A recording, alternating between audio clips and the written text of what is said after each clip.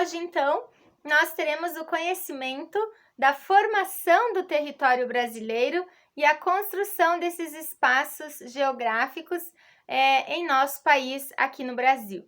É importante na geografia esse conteúdo curricular de 7º ano, onde a gente tem a possibilidade de construir o conhecimento sobre como se originou o mapa brasileiro, como se originou a construção, a ocupação, a formação de todo o território que hoje abrange o Brasil e perceber que esse processo ele vem por partes, né? Então, nós vamos dividir esse estudo em fases. E essas fases vão ser os séculos, desde 1600, 1500 até século 17, 18. Depois estudaremos o século 19, o 20, com esse início de 21. Nós vamos perceber que a formação do território brasileiro abrange parte terrestre e marítima, que por um lado nós temos vizinhos na América Latina, todo ele, a divisão brasileira é terrestre, e por outro contexto, no lado direito do mapa, nós temos nenhum vizinho, apenas o continente, o Oceano Pacífico, certo?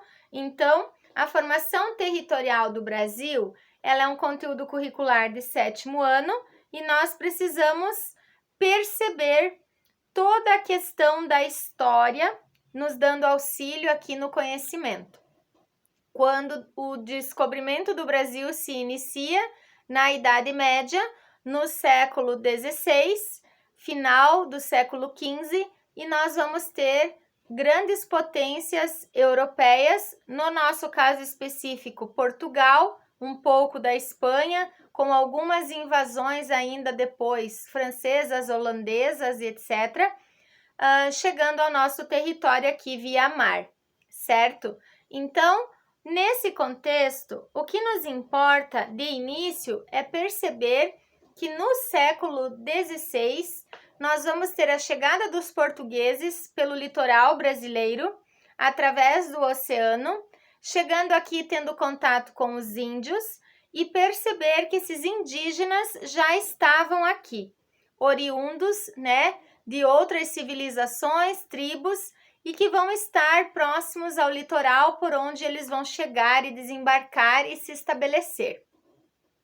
Num primeiro processo, nós vamos ter a consolidação da metrópole portuguesa aqui no nosso território brasileiro, abrindo espaço adentro do litoral para o interior do Brasil. Nós vamos perceber que eles vêm de fora para dentro, do lado direito para o esquerdo do mapa, como se fosse uma flecha mesmo adentrando o território. E este é o processo que demora o nosso estudo, entender que do litoral para chegar até no outro extremo, no Acre, por exemplo, nós temos uma distância de séculos e de situações econômicas que vão sendo ministradas nesse período. Então, o século XVI, ele vai ser marcado por alguns tipos de cultivo das pessoas que já ficaram por aqui, dos donatários, pessoas de confiança de Dom Pedro, que ficaram aqui para se estabelecer, formar vilas, né? E já iniciar um processo de civilização brasileira. Eles vão ser pessoas que vão escravizar os índios, tentar domesticá-los para o trabalho. Quando não conseguirem, vão vendê-los, né? Não vão conseguir fazer eles trabalharem nas primeiras fazendas. E o interessante desse período é que eles vão utilizá-los no cultivo de cana-de-açúcar, basicamente, áreas de cultivo de pau-brasil, que é a área permanente de reserva brasileira de árvores. Nós vamos ter o tabaco, o fumo, né? Também muito presente em algumas regiões brasileiras, e alguma presença da pecuária, criadores de gado e outros animais. Neste período, nós logo vamos ter a Espanha chegando também para querer adentrar o território brasileiro, conhecê-lo e possuí-lo. Este conflito nós vamos conhecer na história e na geografia como o Tratado de Tordesilhas, onde chega da esquerda para a direita também e mais de cima para baixo a Espanha para conflitar aí, disputar o território brasileiro com Portugal. Ao longo de todo esse processo histórico, que a história explica melhor, nós vamos ter o Tratado de Tordesilhas, onde vai ficar estabelecido os limites de cada metrópole europeia com o poder de dominação e exploração desse território, por um período que não vai ser longo, mas que vai causar muita dor de cabeça a Portugal. Portugal vai dividir o Brasil com a Espanha. Nesse contexto, a linha que vai estabelecer esse limite vai ser praticamente o meio do Brasil. Nós vamos perceber que a Espanha, logo após, não consegue exercer essa dominação. Nós vamos ter muitos conflitos bandeirantistas nesse setor.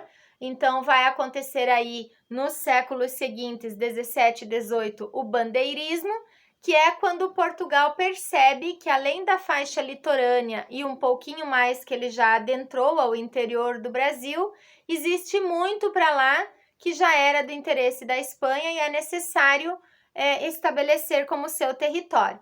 Então, vai surgir aí a ideia do bandeirismo, que é quando comitivas por bandeirantes portugueses, pessoas escolhidas por Portugal para iniciarem um processo de reconhecimento do território, vão sair colocando bandeiras realmente, né, em todo o processo de viagem que forem adentrando o território, da direita sempre para a esquerda.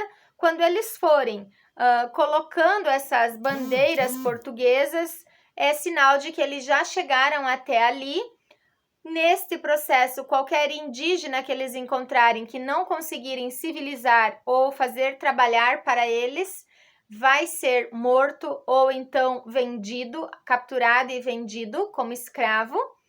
E aí nós vamos ter o processo do bandeirismo para também permanecer com novos setores econômicos. Nós vamos perceber que ao longo do século vai aumentar a descoberta pela mineração no século 17 e 18 e nós vamos ter aí o espaço geográfico brasileiro aumentando no mapa, então, para a esquerda, delimitando o território brasileiro, aonde hoje são as fronteiras com os nossos países vizinhos. Nesse processo vai surgir a descoberta do ouro e de outras pedras preciosas, o ciclo do ouro brasileiro que nós vamos ter, né? E aí, neste processo, outros cultivos também são descobertos, que são as drogas do sertão. Especificamente, são todo tipo de medicação que pode ser extraído de plantas medicinais da Amazônia. Então, esse é um processo econômico um pouco maior que se inicia nesse período, bem como virão nos próximos ciclos, né? No século XIX, nós vamos ter o ciclo da borracha, também aumentando aí, o ciclo do café e do algodão.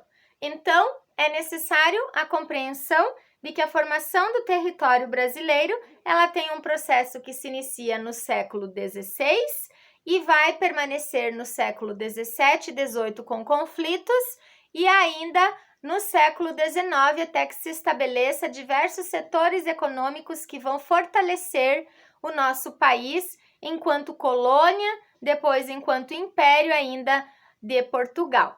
Certo, pessoal? Interessante a leitura dessas coisas para que a gente tenha maior conhecimento sobre esse assunto. Fiquem bem, um beijo!